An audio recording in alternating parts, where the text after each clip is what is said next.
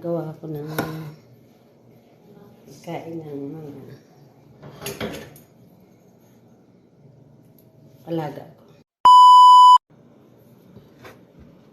Tingnan natin.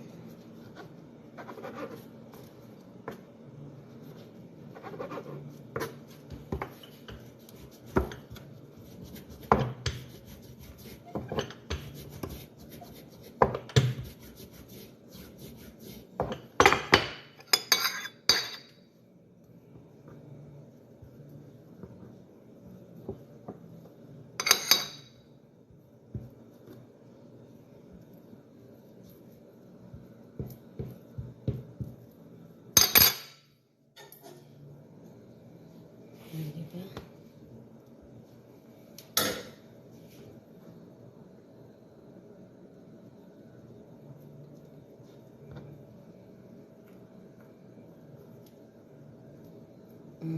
Ganyan siya guys. Tapos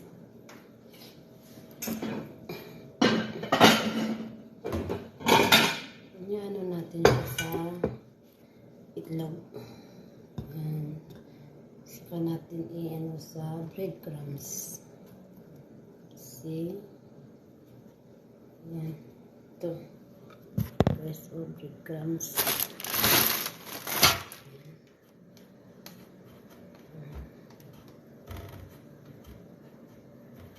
Oh, see? Ganyan na siya. Ganyan na yung finish niya. Tapos ilalagay lang natin siya sa ref hanggang mamayang gabi. Mamayang gabi ko pa ito ipiprito.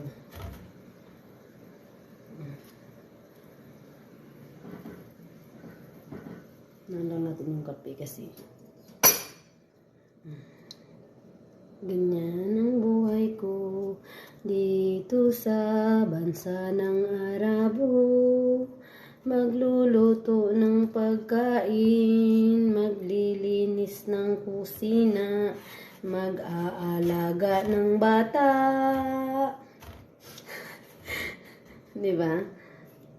Basta happy lang.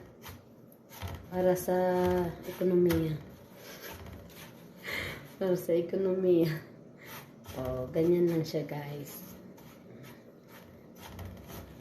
Yan, ganyan lang siya. Sarap nito. Tapos, ilagay muna natin siya dito. Ganyan, kasi mamaya tatakpan ko yun siya ng plastic. Saka ko ilalagay sa ref. Para mamayang gabi, iprito ko. Ganyan ang buhay ng isang OFW.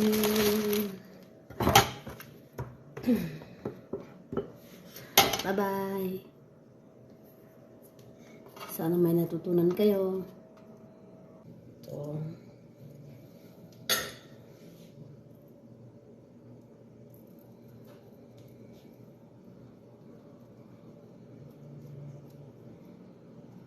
Toast na may parang sa atin pangalan nito bread roll, para siyang bread roll pero ano siya, manok ang nakalagay sa loob. Sayang hindi ko na-videoan kung paano ko ginawa yung manok, pero yung ganito masyado yatang maliwanag. Yan.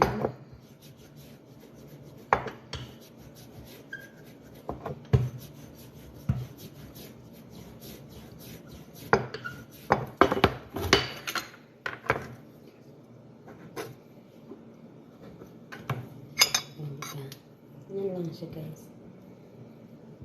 Tapos lagyan lang natin ng cheese sa kabilang gilid para hindi siya mag-open. Hindi makapasok yung mantika pag pinirito siya.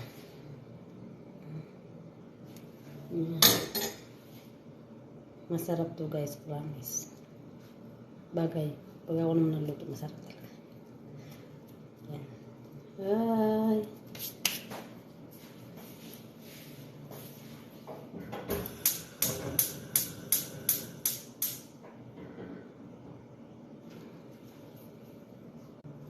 Yan. Diyan muna siya, tapos mamaya lalagyan na natin siya ilagay natin siya sa itlog. Isaw-saw natin yung sa itlog. Tapos, saka natin igulong sa breadcrumbs. Mamaya naman guys, gagawa naman ako ng margok. Margok naman ang gagawin ko mamaya. Ganito din yung ano niya. Ganitoin ko din.